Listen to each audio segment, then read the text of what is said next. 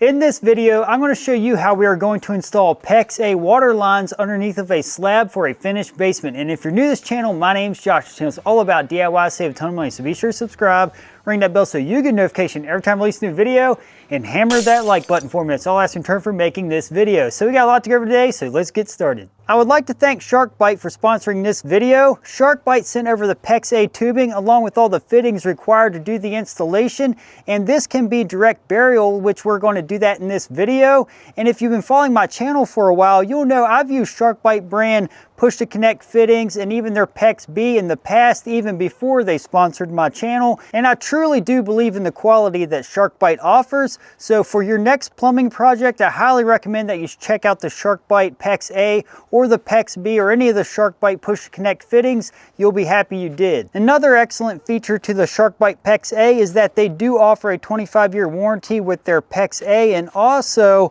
this is going to be an excellent product for commercial or residential installations. So if you'd like to learn more about SharkBite products, be sure to check out the link in the description below and you can see all their products they have to offer. The tubing that I have here is the 1/2 inch SharkBite pex-a, and then I have the 3/4 inch SharkBite pex-a that's red, and that's going to indicate hot.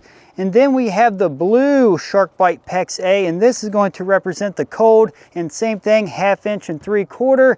Then we have our T's, our reducing T's, our elbows, our expansion sleeves, all that made by SharkBite, so they do offer all the products you're going to need for your installation. If you remember from the previous video when we installed the drain lines, we already dug the trench out here, and we're actually going to place the water line in the same trench.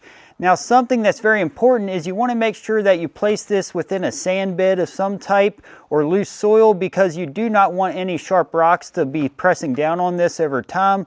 So that is going to be something we're going to do after we install the water lines, because we still need to water test our drain lines, and we're going to pressure test our water lines after we have them installed.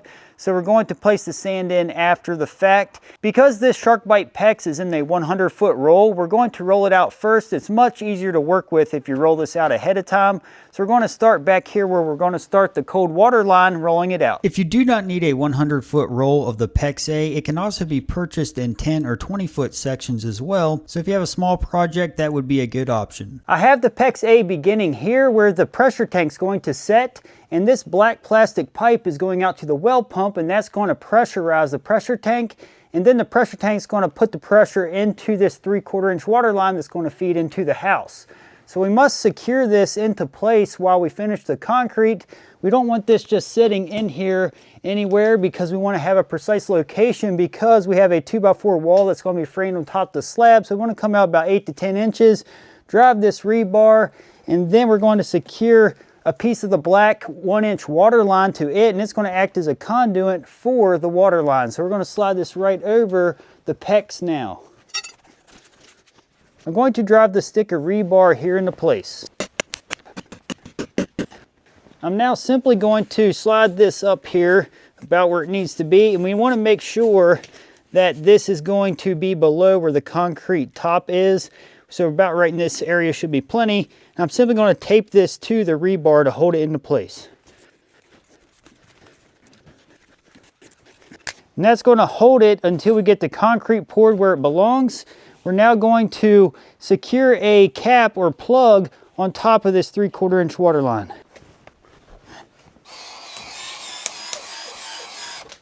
I'm now going to place the pex-a in the trench that we dug. And since this is a cold water line, we're going to have to tee off here to the hot water tank, because we're placing the hot water tank here in the corner of this basement. So I'm going to show you how to make the connection for the tee for the hot water tank. Using my SharkBite pex tubing cutter, this is going to be rated to cut anywhere from a 1/4 inch to a 1-inch pipe. And this is 3/4 inch, so clearly it works fine.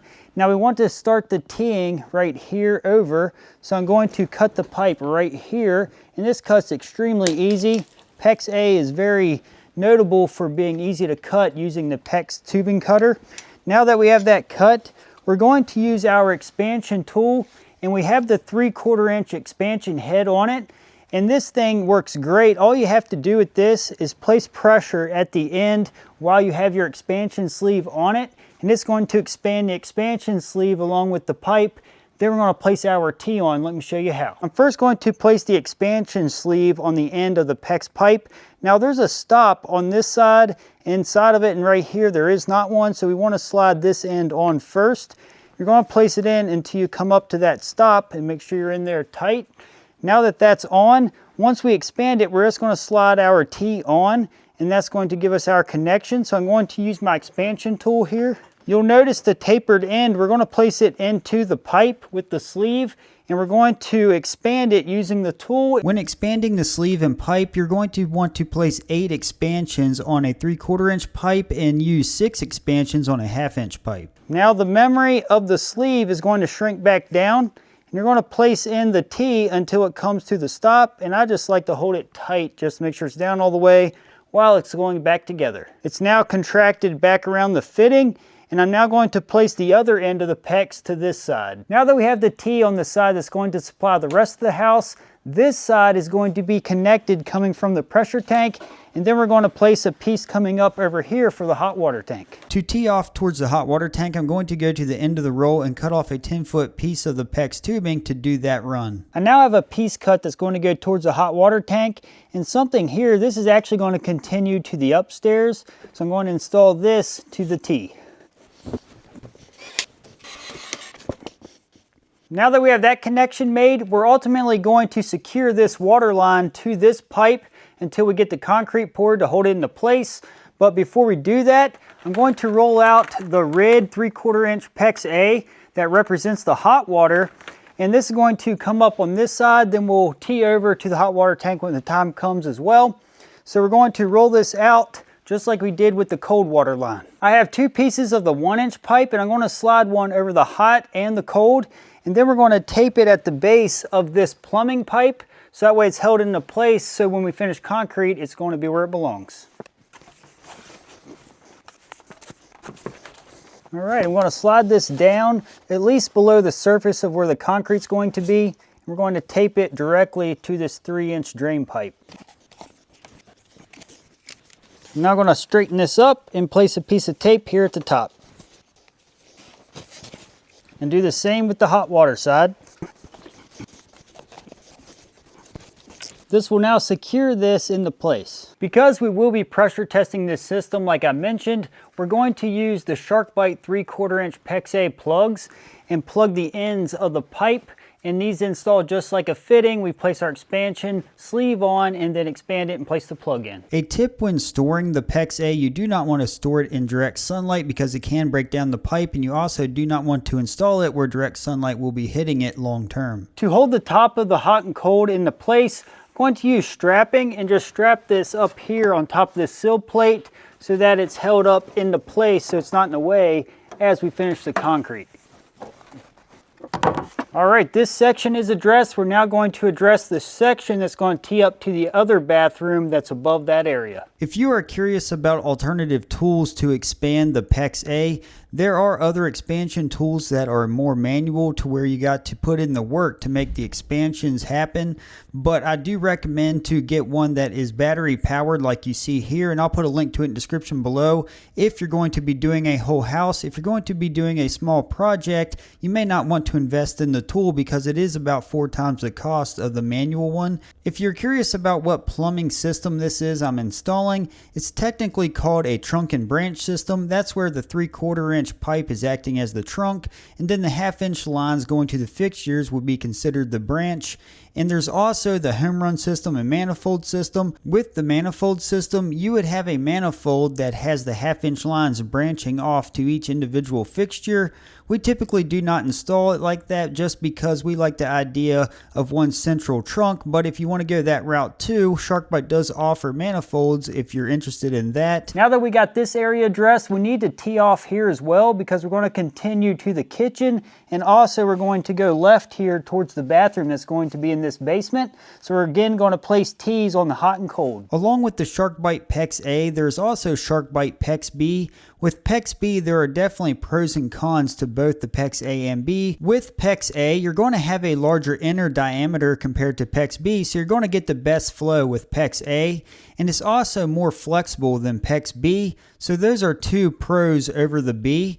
But the cons to the A would be it's going to be more expensive to purchase the tool necessary to install the A. Again, you can go the manual route and it's going to be just slightly more expensive than the crimp tool for the pex-b, but that's going to be, again, more difficult to use. So that's where the pex-a and B is going to be different mostly. But if you do have to make a connection in a tight spot, pex-a is going to be superior because the tool for crimping for the pex-b can be difficult to get in tight areas. Here's the plumbing for the basement bathroom. If you remember from my previous video, we placed this string line here to represent the inside of the bathroom wall. So when we run our water lines for the shower, we need to make sure that we're on the left side of this string line because that's going to be right up in the wall. And what we're going to do with the hot water is place a reducing tee that's going to go over towards the shower, and then it's going to be a 1/2 inch going to the sink. So 1/2 inch towards the shower, 1/2 inch towards the sink, so it's going to reduce down from the 3/4.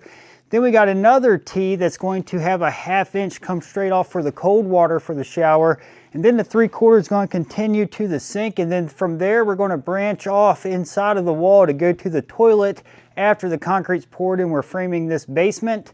So that's how we're going to address all the water lines here. So I'm going to begin by installing the tees in line with the pex-a. If you're curious about pex-b over pex-a, I made a detailed video installing pex-b in the past, and I'll put a link to it in the description below. But I will say after working with both, I would prefer pex-a over pex-b. Now that we have the reducing tees on, we need to switch the head of the expansion tool to the 1/2 inch size. Here are the rolls of the 1/2 inch pipe. We're going to go ahead and open them up.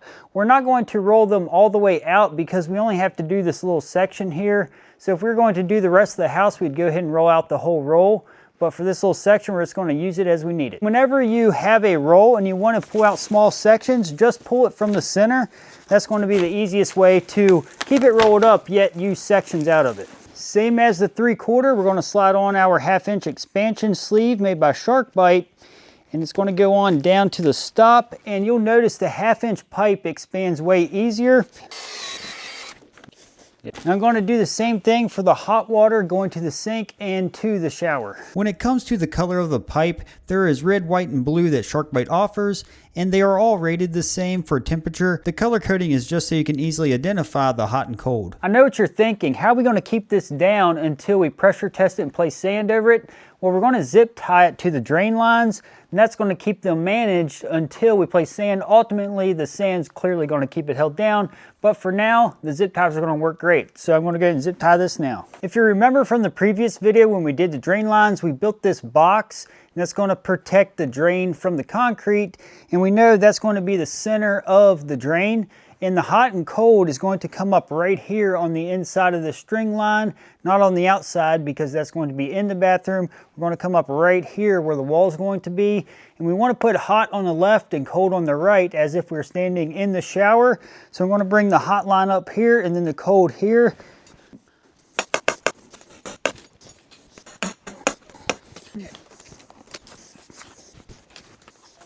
And we can remove this string line now because we are done with that.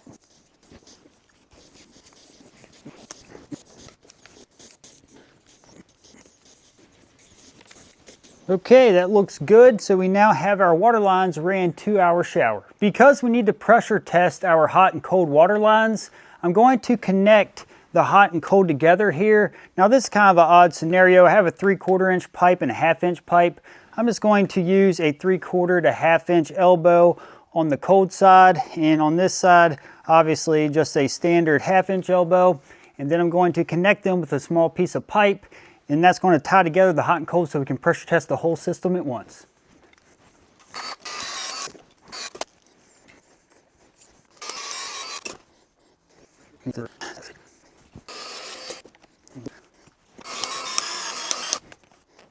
All right, we now have our lines together for the pressure test. If you've been following my channel for a while, you'll know I made up a pressure gauge on a SharkBite with a valve stem with a SharkBite attached, and I just push to connect these onto the hot and cold side, and then I fill up the pressure with the valve stem, and then the pressure gauge on this side will read the pressure, so that way when the inspector comes, he'll see there's pressure in the system and we'll pass inspection. So I'm going to push these on and then pump this full of pressure so that we can pass our pressure test for the system.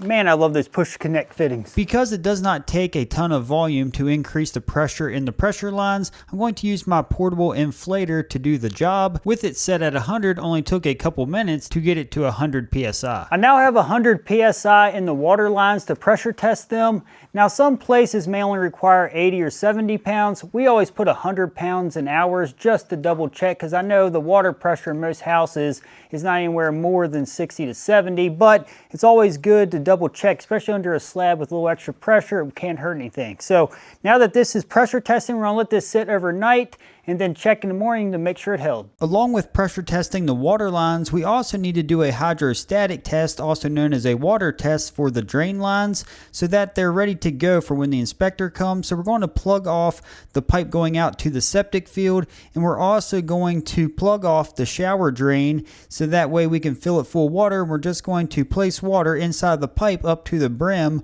of the tallest pipe for our basement. I'm back here the next day. Everything passed inspection. Our pressure lines held pressure overnight just fine. Our water lines did not leak down at all. So we're going to let the water out of these drain pipes just in case it freezes. But we're going to continue to keep the pressure in the pressure lines just so we have a peace of mind of knowing there's no leak after the concrete's poured and we place the sand over these pipes. So that leads me to the next process. I'm going to show you how we're going to embed the pressure lines in sand. I'm going to begin by placing the sand here so that way we can wheelbarrow the sand in to fill up all this trench with sand.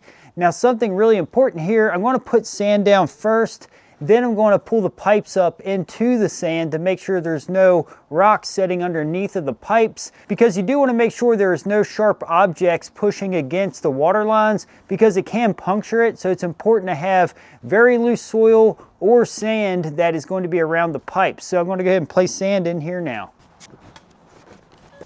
Now that we have sand in the trench, I'm just going to pull the pressure lines or water lines up over the sand.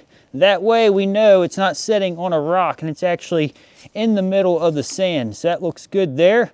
And now I'm going to place sand over this area again. You can see we have the pipes embedded in the sand. Now we can rake gravel over this to continue our gravel bed for our concrete slab.